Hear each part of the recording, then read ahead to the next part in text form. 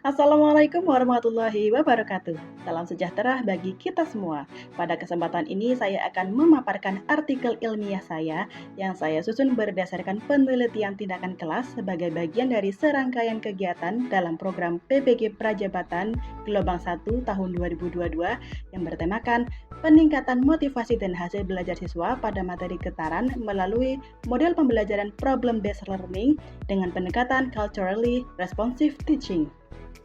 Penyusunan artikel ini didasari oleh beberapa kondisi, diantaranya adalah yang pertama, rendahnya motivasi belajar siswa yang ditunjukkan oleh beberapa indikator seperti keinginan berhasil dalam belajar sebesar 46%, dorongan untuk belajar sebesar 65%, apresiasi selama pembelajaran sebesar 59%, harapan masa depan sebesar 60%, dan opini kegiatan belajar yang menyenangkan sebesar 63%.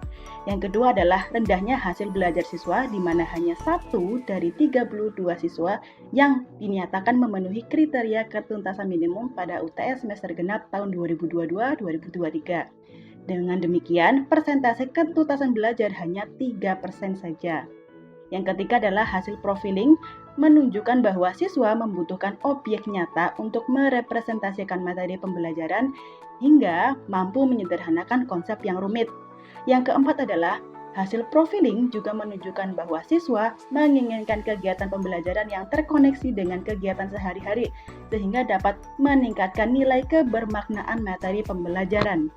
Penelitian ini merupakan penelitian tindakan kelas yang dilakukan untuk memperbaiki proses pembelajaran bagi para calon tenaga pendidik. Penelitian ini dilakukan bersamaan dengan pelaksanaan PPL2 program PPG Prajabatan Gelombang 1 yakni antara bulan Maret hingga bulan April tahun 2023 dengan sasaran kelas 8B di SMP Negeri 7 Tegal. Untuk memenuhi kriteria yang tepat pada penelitian ini digunakan dua metode pengumpulan data yaitu data kualitatif untuk menjaring data motivasi belajar siswa dan data kuantitatif untuk menjaring data ketuntasan hasil belajar siswa. Data yang dikumpulkan pada penelitian ini antara lain lembar observasi atau angket di mana siswa dapat memberikan skor terhadap treatment yang diberikan. Dokumentasi untuk mendukung dan memperkuat keabsahan penelitian.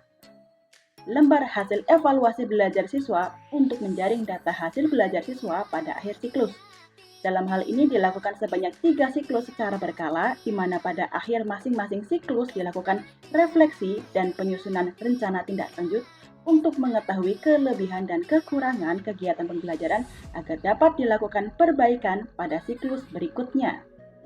Sebelum saya memaparkan hasil penelitian ini, terlebih dahulu saya akan menjelaskan model pembelajaran problem-based learning atau pembelajaran berbasis masalah pada materi getaran yang diterapkan dengan pendekatan culturally responsive teaching atau pembelajaran yang mengaitkan pembelajaran dengan konteks budaya lokal. Materi getaran pada fase D atau pada tingkat SMP memiliki beberapa kompetensi dasar yaitu getaran, gelombang, dan bunyi. Pada kompetensi getaran, saya mengaitkan materi dengan budaya geong dan bandul. Melalui dua budaya tersebut, siswa dapat melihat konsep getaran secara horizontal pada budaya geong, serta konsep getaran secara vertikal pada budaya bandul yang ada di Provinsi Jawa Tengah. Pada kompetensi gelombang, saya mengaitkan materi dengan objek wisata PAI yang ada di Kabupaten Tegal. Melalui objek wisata tersebut, saya menjelaskan bahwa gelombang atau ombak yang terbentuk merupakan imbas dari getaran yang dilakukan oleh angin di tengah samudra dan merambat hingga ke tepi pantai. Pada konsep ini juga terdapat beberapa partikel seperti amplitudo gelombang dan simpangan gelombang yang saya kaitkan dengan permainan lompat tali. Pada kompetensi bunyi, saya mengaitkan materi dengan salah satu kesenian khas Kabupaten Tegal yakni kenceran atau kuntulan, di mana melalui kesenian tersebut, siswa dapat melihat konsep gelombang, bunyi yang merambat melalui udara hingga sampai ke telinga manusia. Baik, sekarang kita beralih ke hasil dan pembahasan. Pada kondisi awal seperti yang sudah saya jelaskan sebelumnya, bahwa siswa kelas 8B hanya memiliki 3% siswa yang dinyatakan lolos KKM. Setelah digali lebih dalam ditemukan kondisi bahwa motivasi belajar siswa tidak berada pada kriteria yang sesuai sehingga tidak mampu meningkatkan hasil belajar siswa. Motivasi tersebut setidaknya ditunjukkan oleh 5 indikator, yaitu adanya hasrat dan keinginan berhasil sebesar 46%, adanya dorongan dan kebutuhan belajar sebesar 65%, adanya penghargaan dalam belajar sebesar 59%, adanya harapan dan cita-cita masa depan sebesar 60%, dan adanya kegiatan yang menarik dalam pembelajaran sebesar 63%.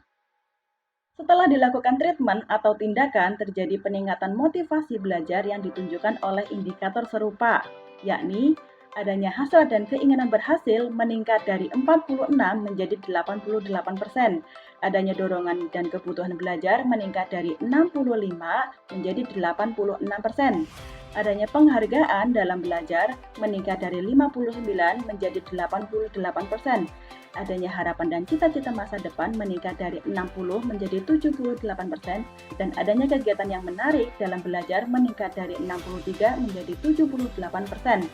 Peningkatan motivasi tersebut juga diikuti oleh peningkatan hasil belajar siswa hingga menjadi 81%. Peningkatan tersebut tentunya tidak serta-merta terjadi, namun meningkat secara bertahap. Pada siklus pertama, hanya 40,63% siswa yang dinyatakan lolos KKM. Setelah dilakukan refleksi dan perbaikan, pada siklus kedua kembali meningkat menjadi 65,63% hingga mencapai target ketuntasan minimum pada siklus ketiga yakni 81,25%. Dengan demikian dapat saya simpulkan bahwa penerapan model pembelajaran problem-based learning meningkatkan motivasi dan hasil belajar siswa pada materi getaran, gelombang, dan bunyi. Penerapan pendekatan culturally responsive teaching juga dapat meningkatkan motivasi dan hasil belajar siswa dari 3% menjadi 81%. Penelitian ini didasari atas beberapa rujukan, diantaranya adalah Ashef dan Orozco tentang culturally responsive teaching, serta Uno Hamzah tentang teori motivasi dan pengukurannya, dan beberapa rujukan lain yang dapat Anda baca. Keberhasilan dalam penelitian ini ternyata sependapat dengan pernyataan John Abbott, yaitu seorang Perdana Menteri Kanada yang menjabat pada tahun 1921 hingga 1922. Beliau menyatakan bahwa kemampuan seseorang dapat diperkuat melalui budaya. Demikianlah tadi pemaparan artikel saya. Semoga dapat memberikan manfaat bagi perbaikan proses pembelajaran di kemudian hari, serta menjadi rujukan bagi rekan-rekan sekalian. Akhir kata, Assalamualaikum warahmatullahi wabarakatuh. Salam sehat selalu.